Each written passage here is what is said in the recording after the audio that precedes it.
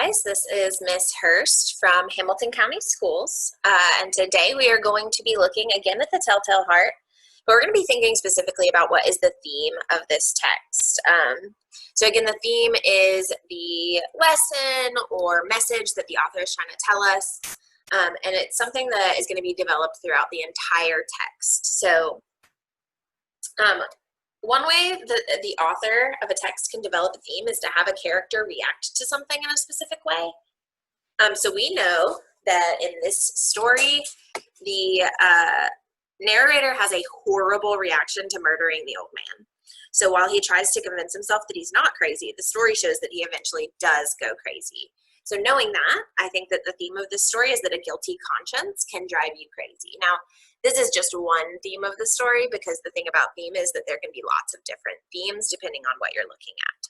But since we're looking at how an author can develop a theme by showing how a character reacts to something, I think this is a good theme to look at. So what we're going to do today is we're going to look through the story and find evidence of the narrator of the story going crazy. So we're just going to highlight this evidence to see if there is evidence of him going crazy throughout the whole story. So in the first paragraph, he already starts talking. I had been, why will you say that I am mad? That is the first, I didn't do a great job. Why will you say that I'm mad? That's the first example of him being a little bit crazy. And then again at the end of this paragraph when he says, how then am I mad? Hearken and observe how healthily, how calmly I can tell you the whole story. So already there, he's like trying to prove like, I'm not crazy. I'm calmly telling you this story about me murdering someone. I'm not crazy. And then he goes into a little bit how he got the idea to murder this guy and how it's about his eye.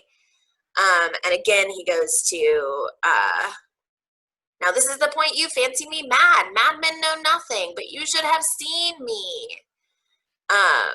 He's trying to convince himself and the reader, I'm not mad, I'm not crazy.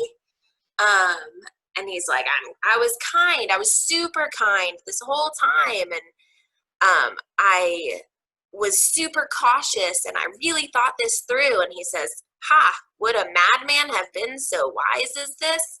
Which really begs the question that we looked at yesterday.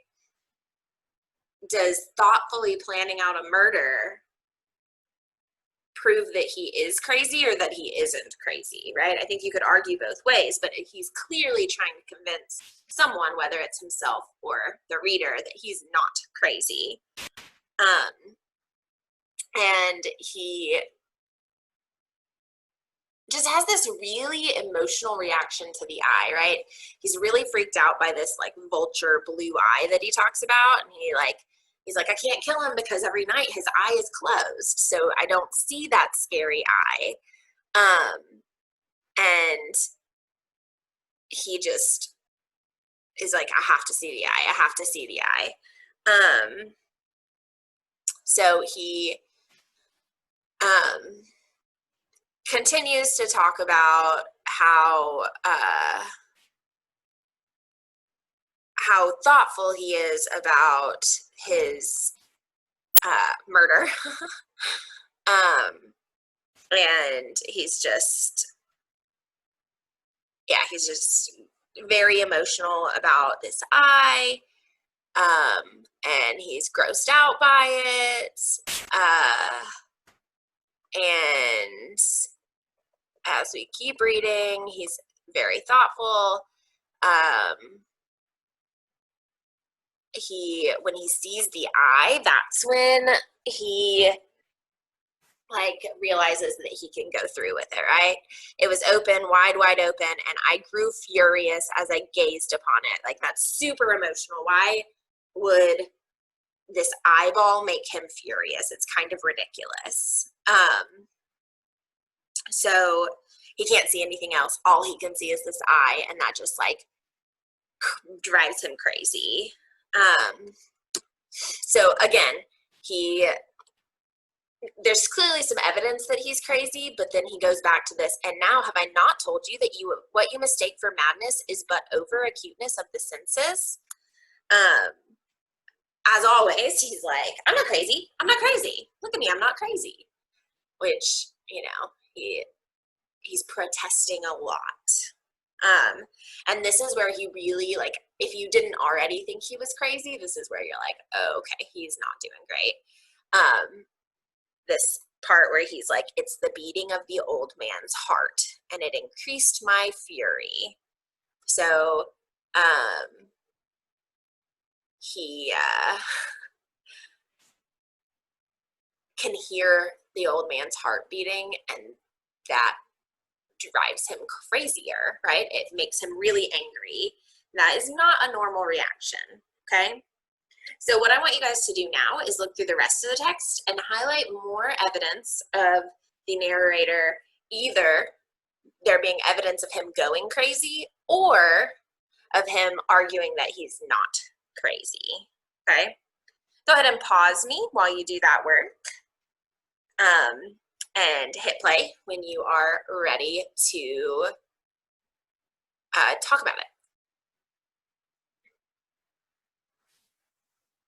All right, so now that you guys have looked at more evidence, it should be pretty clear, especially in those last couple of paragraphs where he's all of these exclamation points, like, no, they heard, they suspected, they knew. He's kind of losing it.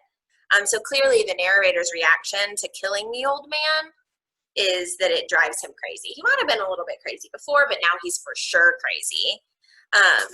So what I want you guys to remember as you read things is that good readers are going to consider really how the author develops a theme by tracing it throughout the text, because a good theme is not going to be just in the beginning. It's not going to be something that the author tacks on at the end, right? Edgar Allan Poe could have ended this by saying, a guilty conscience can drive you crazy, but instead he shows that progression throughout the text, okay?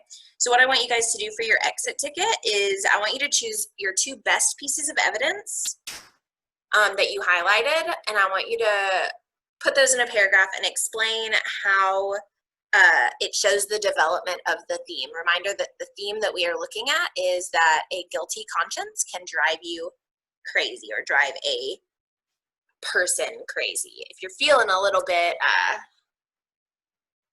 feisty, if you really want to push yourself right here, why don't you try to come up with another theme that the author is showing throughout this text?